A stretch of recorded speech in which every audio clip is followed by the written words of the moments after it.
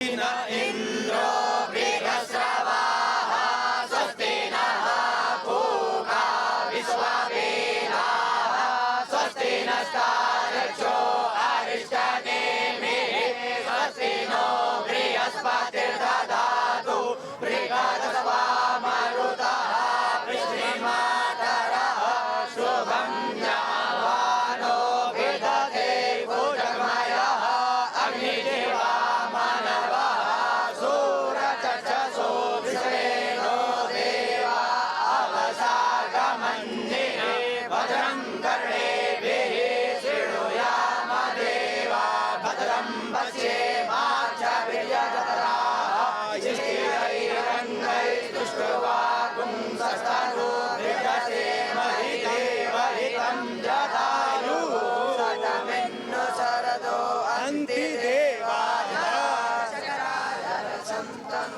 नमस्कार, प्रभात साक्षी news network पर आप सभी का स्वागत है। इस वक्त हम अयोध्या में हैं, सरयू घाट के बस किनारे खड़े हैं हम, और मेरे साथ गुरुकुल के छात्र हैं, प्राचार्य जी हैं। आइए बातचीत करते हैं।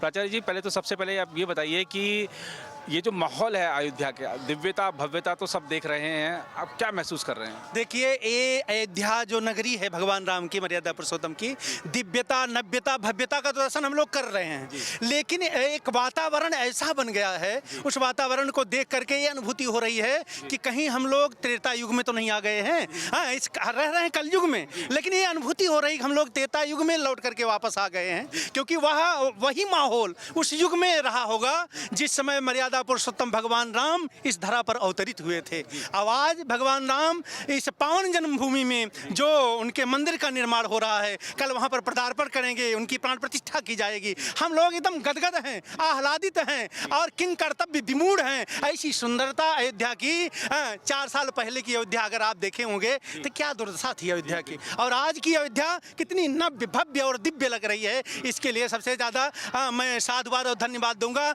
माननीय मुख्यमंत्री योगी आदित्यनाथ जी को एवं आदरणीय प्रधानमंत्री माननीय मोदी जी को, क्योंकि उन्होंने अयोध्या का कायाकल्प कर दिया है। हाँ, बड़ा। और आपने क्योंकि त्रेता युग की बात करी, कलयुग की बात करी, तो क्या ये कलयुग के लोगों पर एक तरह से ईश्वर की कृपा हो गई है कि आपको ये आनंदित दिन देखने को मिलेगा? जी जी, ये ईश्वर की कृपा ही है कि कलयुग में हम लोग त्रेता युग का दर्शन कर रहे हैं, और आज देखिए यही तो राम राज्य है। राम राज्य से कहते हैं सब नर करहि परस्पर प्रीति।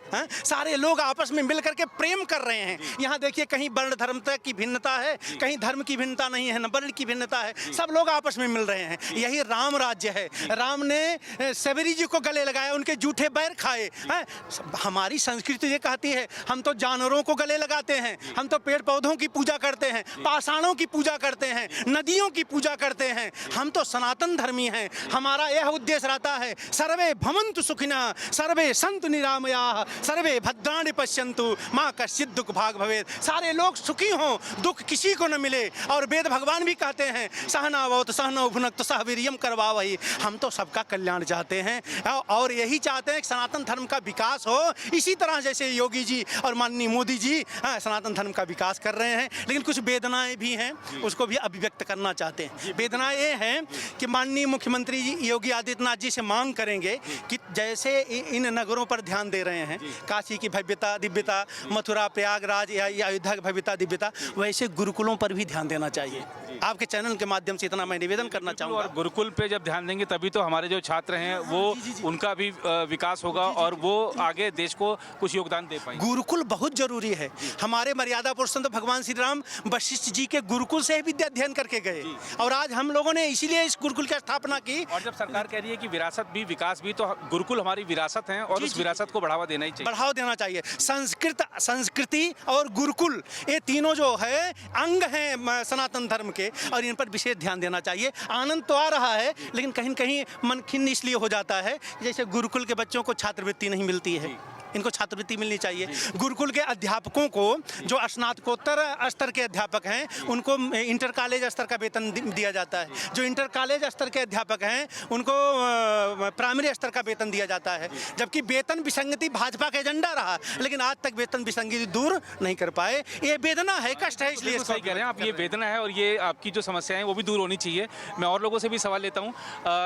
एक चीज़ देखने को मिल रही है देश भर में इस समय, भगवान से कोई कुछ मांग नहीं रहा है। हम देख रहे हैं कि जिससे जो बन पड़ रहा है वो कर रहा है। कोई देख रहे हैं कि किसी को कोई वस्त्र बनाकर भगवान के भेज रहा है, कोई लड्डू बना के भेज रहा है, कोई गीत बना के लिख रहा है, गा रहा है उसको, या उसमें संगीत बद्ध कर रहा है उसको। तो सब बस किसी तरह से राम जी के लिए कुछ कर देना चाहते हैं।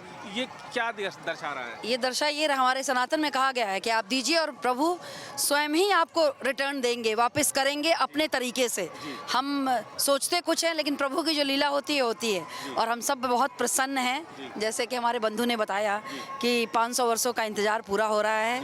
धन्यवाद हमारे माननीय मुख्यमंत्री जी को, माननीय प्रधानमंत्री जी को और आप सभी को, सारे बंधुओं को जो इसमें शामिल हो रहे हैं, दूर दूर से आए हुए हैं और इसको कवर कर रहे हैं।